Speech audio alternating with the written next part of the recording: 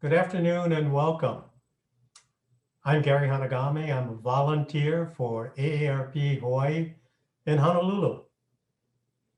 This is our second in our two-part session where cooking methods that matter. Today we'll be focusing and going back to the basics for cooking basics. While this session focuses primarily on technique, you should have received the recipe in an earlier email, and we encourage you to cook along with the chef or come back to the recipe later. Today, our sponsors are Windward Community College, Kaunoa Senior Services on Maui, and AARP Hawaii.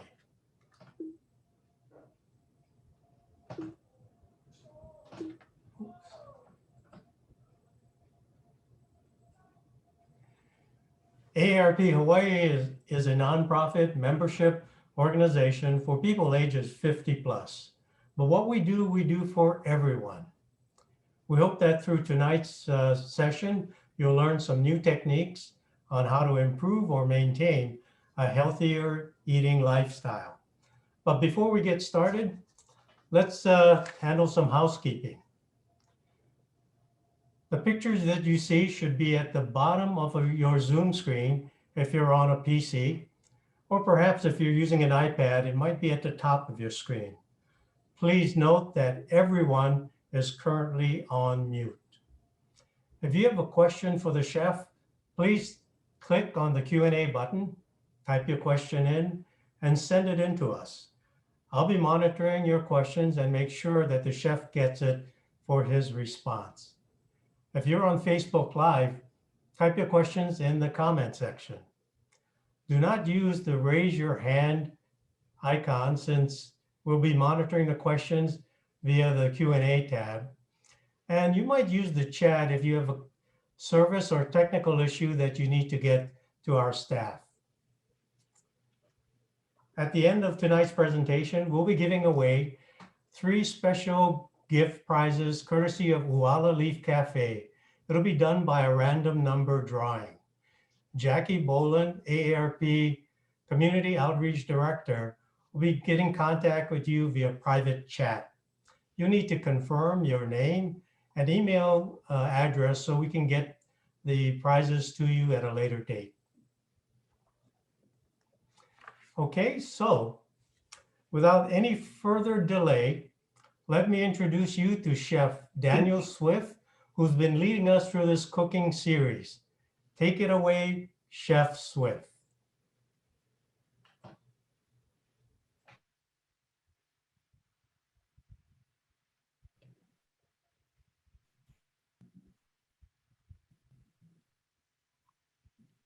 Aloha, everyone. Thank you, Gary, for that kind introduction. Welcome back to Fast, Healthy, and Ono Cooking. This is, as Gary mentioned, our second class that sort of focuses on cooking techniques. Last week, we did a little bit on sharpening knives, handling knives, different kinds of knives that might be used in the kitchen. And then this week, we're focusing on cooking methods.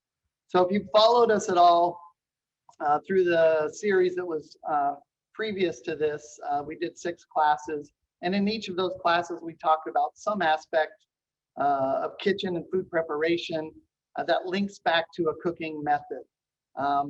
Because of the questions and the focus of this next series, we wanted to take one whole class and dedicate it to a series of cooking methods. So you can see down in front here, these are all of the different cooking methods that we'll be going through this evening.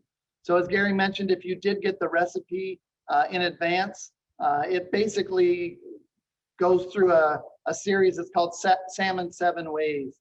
And we're going to prepare salmon using each of these cooking techniques. So this is an exercise that I do anytime I'm teaching a fundamentals cooking class or beginning cooks, where we take basically one product. Tonight it's salmon. It doesn't have to be salmon. It could be any protein of your choice, chicken, tofu. It could be another fish of choice, shellfish, whatever. And then we apply limited seasoning and then just different cooking methods. So that allows us to then line up at the end a series of dishes or items that are all the same. They've just been cooked using a different cooking method.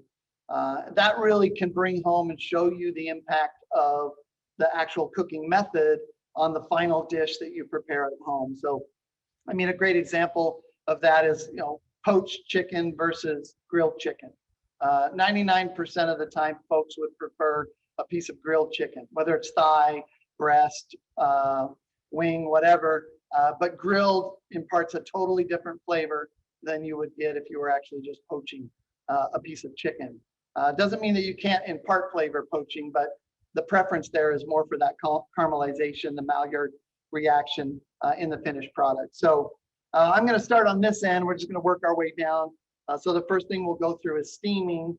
And the recipes, as was mentioned, is just sort of a general description of the method, and then what you might do to season it and prepare it just using that method. What I've tried to do tonight is create a couple dishes or a dish with each one. So that's 7. It's going to be a little close to see if we can get through them all. I think we can, but it'll be a little tight. And then that way you'll be able to see that that method applied to a piece of salmon, excuse me, and then put on a plate with a finished dish. So I do not have the recipes for the dishes that I created today. I don't know that I want to write 7 recipes, but if you have questions or specific questions related to any particular recipe, you can always email me at danswift@hawaii.edu or ask it in the chat this evening. So that being said, let me move on to the first one.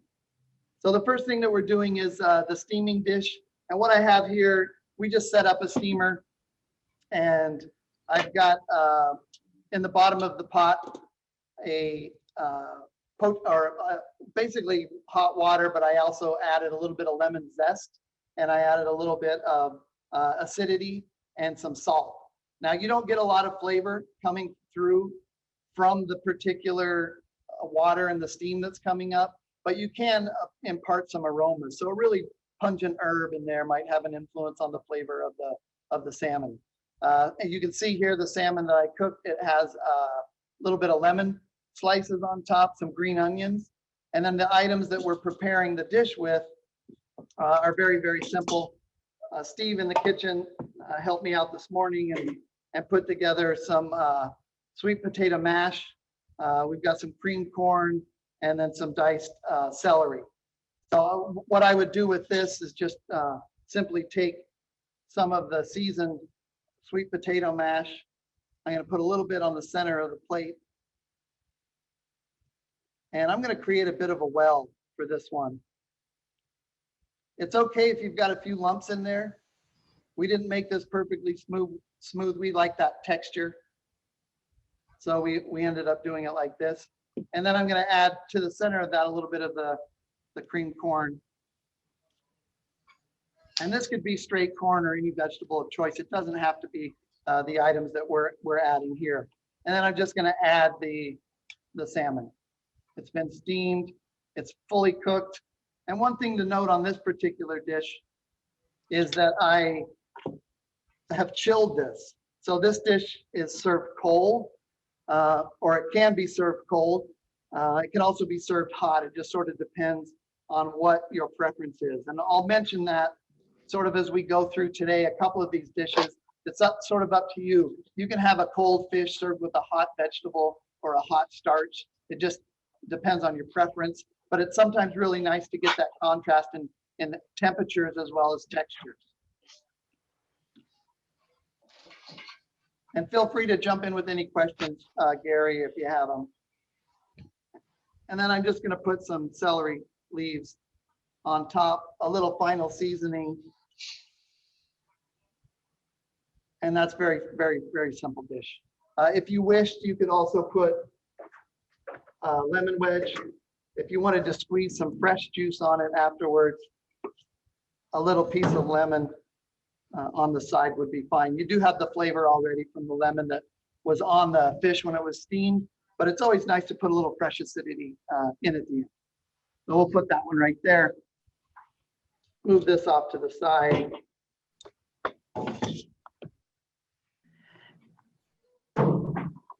So Dan, Elaine's asking, how long did you steam that? That piece is a tail. It's probably hard to tell from the view that we have this evening, but it's the thin piece on the tail. And I think we've done salmon before, or anytime I talk about salmon or cooking salmon, it sort of depends on the individual. I like my salmon medium rare, medium at the most. It tends to get a little bit dry and flaky like canned tuna if you go too long. So this particular piece was steamed for about 4.5 to 5 minutes, and then I shut it off and it was done. But if it were a thicker slice or a thicker cut, you would have to take it a little bit longer. And you can just poke it with a knife and look inside to determine when it's done to your preference. That's the easiest way to do it. And so you just answered Luena's question, which was, is it possible to oversteam the food? Well, yeah, I mean, I think it's a personal preference. Like I said, I don't like it dry. If you get a really well-cooked piece of salmon for me in a restaurant, for example, I always tip the chef because I always order it medium rare to medium, and more often than not, it comes out well done. And it is dry, so you can easily overcook this particular fish. If you're having the belly, a little bit different, there's a lot more fat in there, so you don't have to worry about it as much, but in large part, it's pretty easy to overcook a lot of fish. Yeah. Great, thank you. And folks, I just want to remind you to put your questions in the Q&A and not in the chat. Thanks. Yeah. I'm going to turn my camera off. All right, moving along then, I've got the boiled, and I made a note in the recipe pack that I sent out that I don't recommend boiling proteins, almost never. I rarely ever boil it. But I wanted to go over that technique and show you that we can do it with salmon. We just need to be really careful because what happens with fish doesn't have a lot of connective tissue. You put it in rapidly boiling broth and it can cook all the way through and then fall apart because there's nothing really to hold it together. So we do need to be very careful. We wouldn't want to put it in, boil it rapidly, walk away for 5 minutes. You want to keep an eye on it. And you could also reduce this to a simmer. That might work as well. But we have, in this case, just some 1-inch cube pieces of salmon. I left the skin on because I like that. You can remove it or have your butcher remove it if you don't like it. That's just going to be put into the miso broth is what we have here, already boiling. And because the salmon bits are small, we actually blanch these a little bit in advance because we don't have a lot of time for the show. It will cook quickly. You could do this like we did with the steamed piece of fish and do it in a larger chunk, but you would just need to be really careful as not to overcook it and not to let the outside start breaking off as it's boiling. So this poaching will only take a few minutes. Because we blanched it in advance, it's even quicker than that. Another thing you want to think about is that when you pour it into the bowl, you're still going to have heat transfer.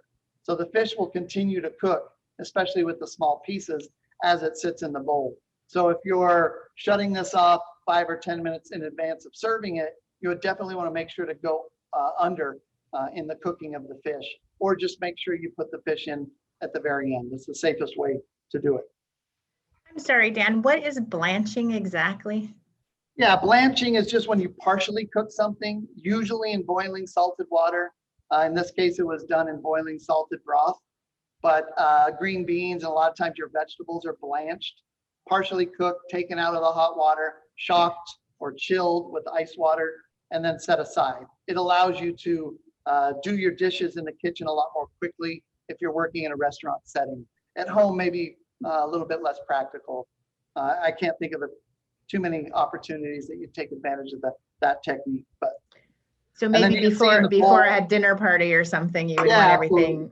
Yeah, if you were trying to get your timing right, all of that. So if we look at the bowl, we just, hopefully you can see it. There's just some chopped daikon, green onions, some carrots, some garlic. This was blanched as well. A little bit of seasoning, and then I'm ready to add my fish, the salmon in this case. So I'm going to fish out the salmon first and kind of put it around kind of nice and gently because I have more broth here than I actually will probably need. I can still use that. Now I just infused more fish, or in this case salmon, flavor into it. And it would be perfect for a sauce or some other recipe in the Hey, kitchen. Dan, Colette is asking a question about the rule to say cook 1 minute per 1/10 of an inch of fish. 1 minute for 1/10 of an inch of fish. Wow. That's a good. I'm not going to knock that. I don't know. I got to tell you, I don't use a ruler in the kitchen.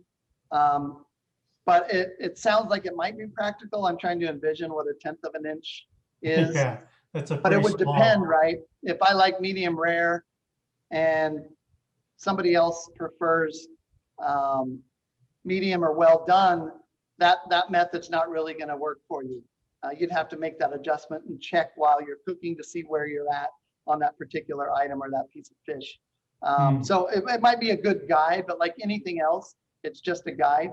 And then you can make those adjustments as you're cooking. And as Maxine is asking, how did you make your miso broth? this is just white miso paste that we add to water. And that's what we did just for this simple dish, because we're getting the flavor from the daikon and the fish and the green onion and the other things. And at the end, I'll add a little drop of lime juice, a couple drops in there, and then we'll have our soup ready. That takes care of that. So Did great you wait question. until the miso was boiling before adding the salmon pieces? Yeah, we brought it to a boil and threw in the salmon, reduced it to a low boil and let it go for, as you saw there, maybe about 2 minutes. Okay, thanks. Yeah.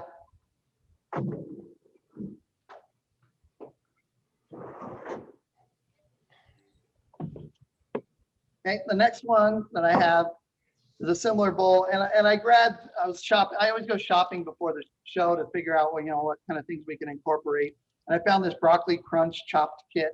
It has broccoli and it has sunflower seeds, some cranberries, some kale, carrots, different vegetables in there. It also had a dressing that came with it. It was a little too sweet for me, so I cut it down just with a little bit of water. So you got to watch sort of the ingredient package and see what's in there. But I thought that would be really nice with salmon. And I picked up some radishes as well. So a little bit of that salad dressing in there with that salad. I'm just going to toss that and stir that together and add a little bit of seasoning. And here I've already cooked the fish again because of the time issue. This was poached. And you can see that in this case, I used a little bit larger piece of salmon. So here I've got about a 6-ounce piece, and I'm just gonna put that right on top. This is an item that I would serve chilled as well. So we have poached this and then chilled it also.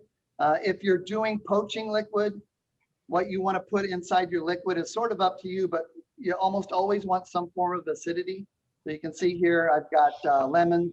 I threw in some celery, some parsley, some carrots, some onions, some black pepper. And a lot of times I'll put in wine, but we don't really use it here at the cafe, so I didn't have that. And this is a perfectly good broth as well for a soup. So you don't necessarily want to throw this away. This can easily be used in another arena. Just depends on what it is that you're doing in the kitchen, but it's perfectly good. Don't throw that away if you can avoid it. Just remove the vegetables and use the broth for some other dish. Hey, Dan, Janice is asking where you got that packet. That was at Times here in Kaneohe. And several questions, the difference between poaching and boiling? Yeah, poaching, it's a temperature difference. So what you do normally, if you look at boiling, you're looking at 212 degrees Fahrenheit. Poaching is the lowest on the spectrum, and that's 165 to about 180 in terms of temperature. And you can get a little thermometer that will tell you what temperature is. That's the real gentle, submerged in liquid cooking method, temperature-wise, right? And then the middle is the simmering, which is 185 to 205. So when you're learning culinary arts or studying cooking, you've got poaching at the low end, and you've got simmering in the middle, and then boiling at the top. So one of the tricks there, one of the main things to think about is that when you're cooking starches like rice and potatoes, you have to boil them. Pasta, you need it boiling because carbohydrates cook all the way at temperatures over 195.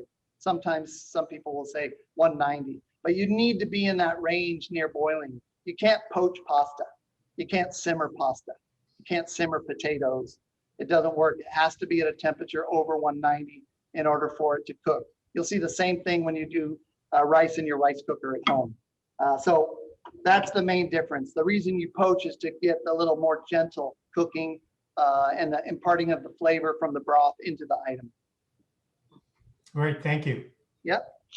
And then I would save this, like I said, for later. And I just garnished that with a couple radish slices. You could easily come back and drizzle that with a little bit more dressing if you wanted to. And I'm going to hit it with some seasoning. The next one is sauteing. And this is a dry heat method. So now we're sort of moving into the dry heat methods. And this is a little bit different only in the sense that we're not adding liquid. So to me, it's a little debatable if we were to saute something and then add a liquid like a stock or a wine and saute it. You're creating a lot of steam, you're creating a lot of moisture. So you're sort of going from a dry heat method to a moist heat method, depending on the amount of liquid, but it is classified as a dry heat method. And then Eugene for is it, I just, asking, what kind of dressing are you using? yeah, for this one, Steve gave me, Steve's our chef here at the Wild Leaf Cafe. He gave me a vegetarian stir fry sauce that he picked up. I've never tried it before. Smells good. Hopefully it'll be all right. And very, very simple. What I did here is just took half of that bag of that broccoli salad mix and steamed it slightly. So it's a slightly pre-cooked. I could also have blanched it if I wanted to, but I wanted to make sure that it was done and just needed to be warmed up. So very simple process. Saute means to jump in the pan. Now you don't have to do that at home. You can use a spatula and just stir it. That's easy enough. It's a high heat, dry cooking method with a small amount of fat. So for those of you who are watching your fat intake, this is a good method for that. You can also purchase, I've got some olive oil here, but you can also purchase olive oil spray or regular vegetable oil spray, which can really, really reduce the amount of fat that you use when you're cooking items. A slight spray of that in the pan, and all of a sudden you're hardly adding any fat to the dish at all. Hey, So Daniel, my pan's nice and hot. I don't know if you guys can see smoke coming off of it. Hopefully I Daniel, won't is there a way you can put the signs in front or on top of the bowls? So yeah, I'll people do can that. see Yeah. what that Yep. cooking method is? Yeah, absolutely. Let me get this going before I have a fire. Thank you.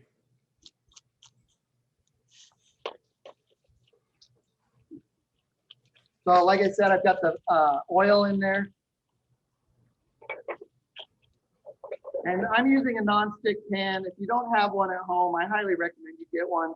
They're not expensive. You don't have to buy high-end, just a good non-stick pan that you don't scratch up. And it works really well for especially fish and tender items that you don't want to fall apart. You're trying to make hash browns or something like that.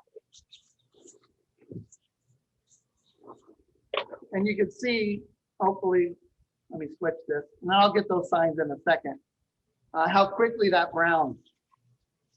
And to get these small pieces medium rare, they're basically there already. It only takes a minute or two. And then I can come back and add my vegetables. A little bit of the sauce. And then I just really need to heat that up, that's all. And that'll be done because the fish is done. The vegetables were blanched. And that's what we mean when we say jump in the pan. If you want to learn that technique or practice it, it's very simple. Just go outside or on the lanai or somewhere where you won't make a mess. Put some rice in your pan and practice tossing it like that. 5 minutes and you'll have it figured out. There, now I've got a nice teriyaki glazed stir fry. And you can of course serve that with a side of rice. And that would work really well. Yeah, and then let me move these out so you guys can read them. Hopefully that's still visible for you. Can you see that, Gary? Yep. All right. Working through the logistics. We've gotten really good at doing a one-person show, though. So thank you. On this end, right, we've got the team in the back doing the rest. So I'm clicking my mouse and switching the camera view, and you know, COVID has brought us to a whole new reality here. So hopefully that shows up. No, it's Okay, showing the well. next Thank one you. is very simple, but probably what I would say is the most dangerous in the home, because you're deep frying. And what I would recommend, they have really nice small deep fryers that you can purchase that control the temperature. If you're deep frying in a pot, it can be a little bit dangerous. So I tend to not recommend that at home unless you have a thermometer that is attached to the side of the pot, or a deep fryer that works for that. What we did here is very simple. We just simply took strips of salmon, tossed them in a little bit of seasoning and also a little bit of flour. So the raw salmon strips, like you see here, were seasoned and floured and then submerged and deep fried in hot fat. And this is what you ended up with here. So what we're going to do with this particular item was just, we made a little bit of a Spanish rice. And this was canned tomatoes with garlic, celery, and onions that we added to the hopper rice that we make here. So that's a really quick and easy way to make Spanish style rice. Or you can, just buy the long grain rice and create the more authentic style. But we try to cross utilize as much as possible. And then over here, I'm just heating up my tortilla in a saute pan. So I warmed it up. You can get gluten-free tortillas now, low-fat tortillas. There's all kinds of things available that didn't used to be available. So it doesn't have to necessarily be something that's not healthy for you. Here I've got the garnish. This is just some beans, some cabbage, some celery leaves, some green onions. I'm squeezing in a little bit of the lime juice, a couple drops of, this is avocado oil, and a little pinch of seasoning, and I can stir this up. This would be great if it had a little cilantro in it, but the cilantro didn't look that good, so I didn't pick it up. And then what I'm going to do here is just put in the salmon in the bottom. This is for a larger portion. You could easily go with just one, and then add the slaw and the beans and create a nice simple taco. Just like that. And I would usually serve that with a lime wedge or a lemon wedge as well. So I know we're pretty close on time, so we might get there. Hey, Daniel, can this deep frying be done in an air fryer? Will the results be as good? You can air fry it, but what I would say about air frying is it's not frying. It's basically it's baking. So it's usually a convection oven. These new air fryers, it's a higher temperature, a high fan that circulates the air. You'll usually spray the product with a little bit of oil, and then it gets basically baked. And usually 400, 425. So there's no such thing as air frying. It's a really successful marketing term, and I think they're selling a lot of air fryers, but there's no such thing as air frying. It's really baking. So it's surrounding something with dry heat, lightly coated in oil, so it kind of takes the place of submerging it in fat. You're just lightly coating it instead. Thank you. Yeah. And then this one was just baked. So this is basically air fried. I lightly sprayed it, seasoned it, and roasted it in the oven at 425. It's a large piece. And this one I went about 6 minutes, hopefully to get the medium rare. Actually, I'll break into it and take a look. We made a nice tomato sauce that goes with this. And then I have some lentils and multi-grain rice that we'd prepared. This is actually a spin on the dish that we did porridge couple of weeks ago, just without a couple ingredients in it. So it's I added a teeny bit of curry, and it's got all those grains that we use for that mix at that time. Hey, Daniel, we have a couple questions on the air frying and the taste. How does it compare with a deep fat fryer? And does it alter the taste at all for an air fryer? Well, I think you obviously get a lot less fat. I think a big part of why people like deep fried items, you bite into it, you get a little bit of that oil release, right? You're not going to get that with something that's air fried. So the goal there is to make it a little bit healthier for folks. So there may be a slight difference in taste, but not too much. And Magda is asking, what is the difference between baking and roasting? There is no difference. It's the same thing, unless you're spit roasting, where you're putting something on a rotating skewer over an open fire. They call that spit roasting. In general terms, roasting is a term that's used for savory items, and baking is a term that's generally used for, not always, but generally used for pastry items.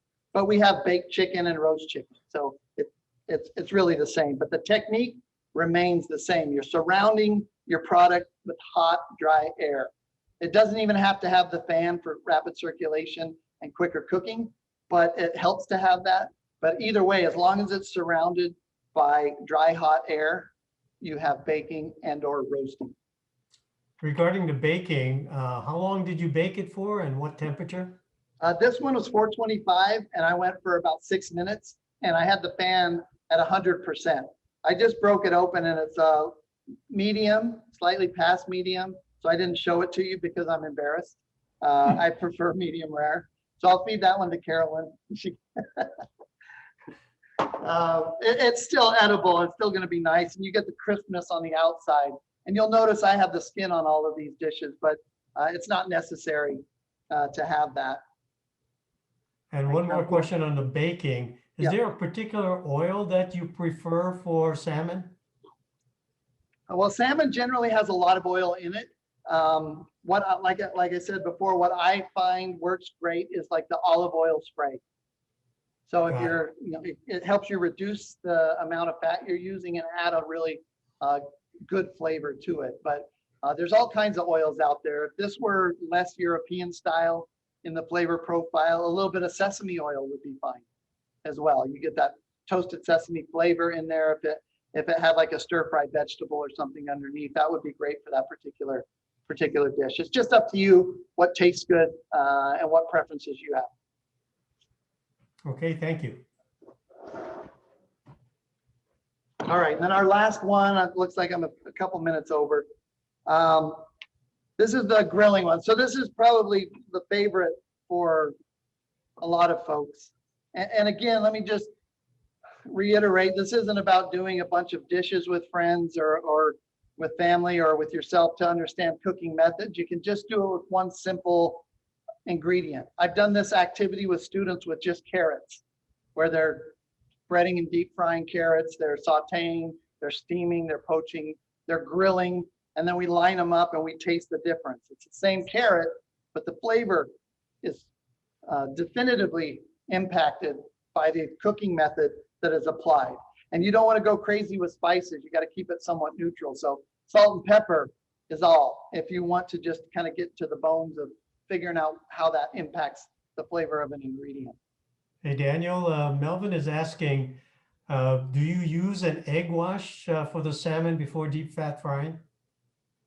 Yeah, if you, it depends. For this salmon, it was just seasoning, the Uwala seasoning and flour. But if you are breading something, then you would need an egg wash. So there's an actual process to breading. There's 3 ingredients. Usually it's your seasoned flour, seasoned egg wash, and then your seasoned breading or coating. So your dry ingredient of salmon, in that case, you would season it, you'd roll it in seasoned flour, roll it in seasoned egg, and then roll it in the seasoned breadcrumbs. So each one makes the other stick to it. And when you're done, you've got a nicely coated piece of salmon. And then it would be deep fried. So That's called the standard breading procedure. Very, very basic, but an important tool to recognize if that's something that you plan to do in the home. And if you do that, you can do it in advance and even freeze breaded shrimp or breaded pieces of salmon and things like that. But you do need that egg wash in that process. Do you bake the salmon skin side up or down? That one I bake skin side up. Yeah. For me, I would always bake it skin side up. The reason being, I did it on that aluminum pan. If I did it skin side down, it would have stuck and then it would have peeled off. If I wanted to do it skin side down, I would have used a nonstick pan. And then this is oven safe, so I could have little tiny bit of oil or oil spray, skin side down with some seasoning on it. And then I could have done that in the oven so that when it came out and I flipped it over, the skin would be crispy. So most people who eat the skin prefer it to be a little bit crispy if the technique allows you to do so. You're not going to get a crispy skin with steamed or boiled, obviously. Question on the omega-3s in salmon, Daniel, is it under the skin or in the fish itself? Oh, that's a great question. I should know that, but I don't. And I don't know that either. Yeah, I don't know the answer to that. Maybe someone does and they can type it into the Q&A. I couldn't tell you. I know that the fat in the fish is not that bad for you, but I couldn't tell you if those omega-3s are in the skin or the meat or the fat. I should know the answer, but I don't. I'm teaching a nutrition class. I'll probably know. Method. If I'm they sorry, were Gary. using a convection oven, could they do that? Yeah, absolutely. I did it in a convection oven. Yep. Oh, good.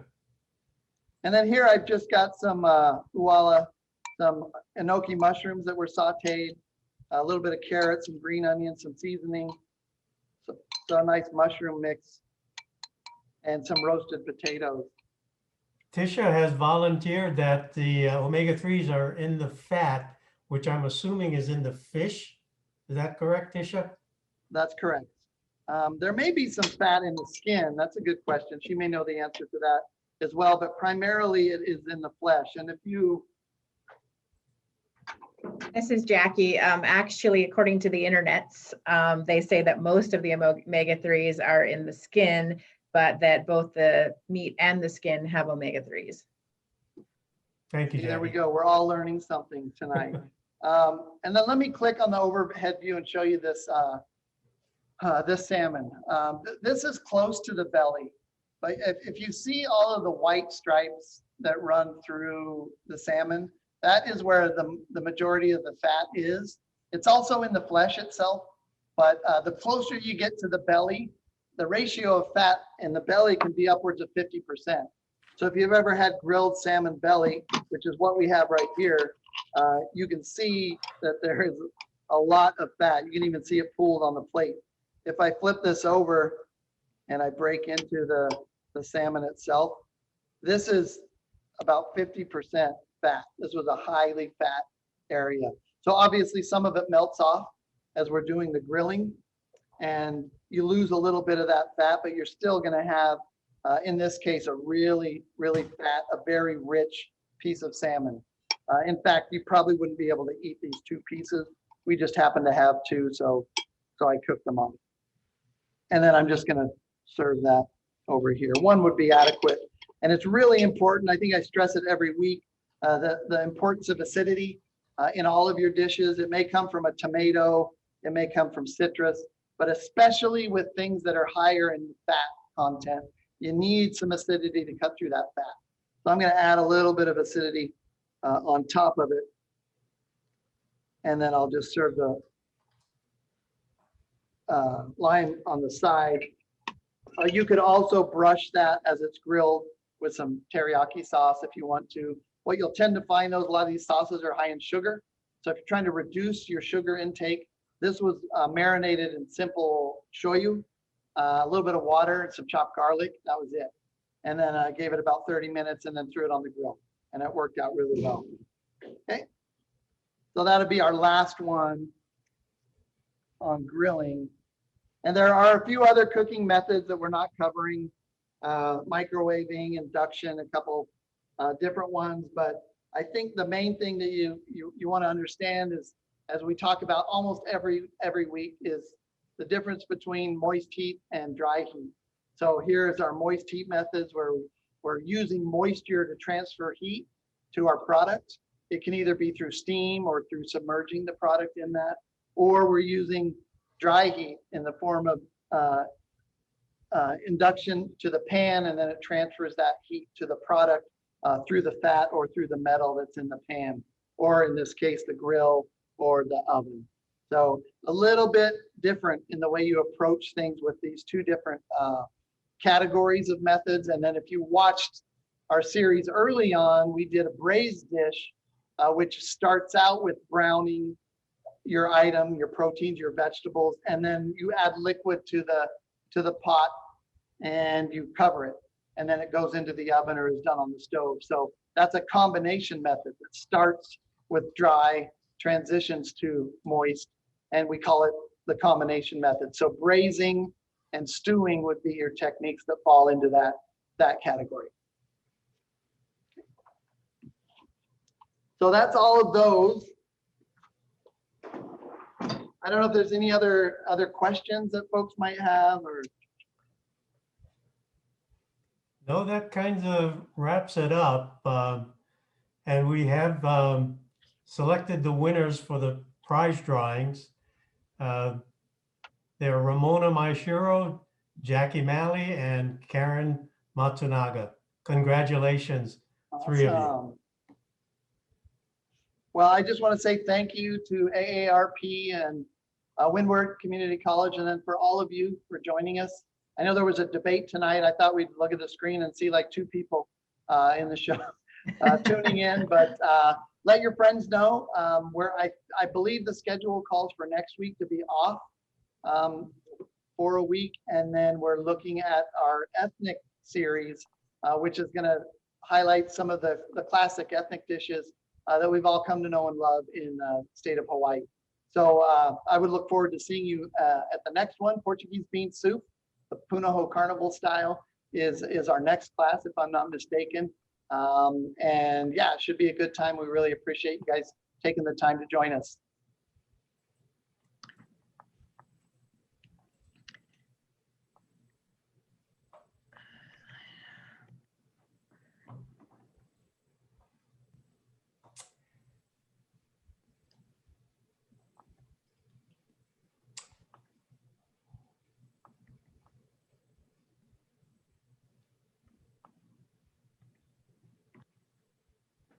Okay, that pretty much wraps up our questions. Thank you, Chef. We're also excited to let you know that AARP Hawaii will be hosting a live online concert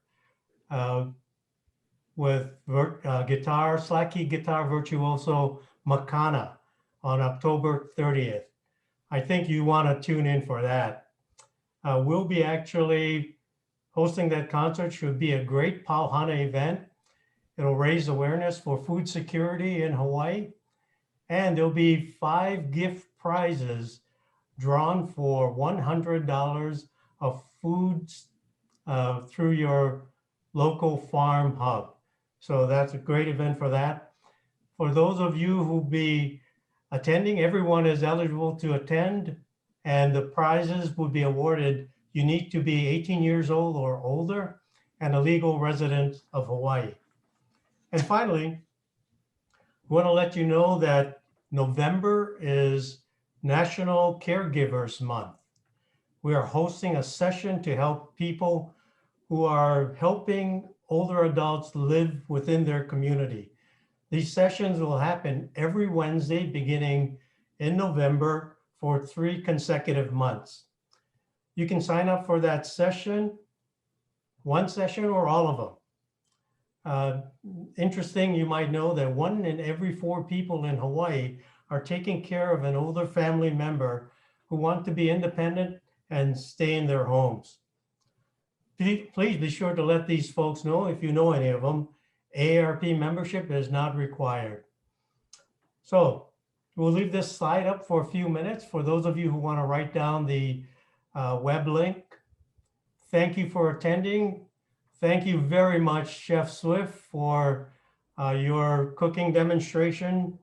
And we hope to see you again soon. Mahalo. Mahalo.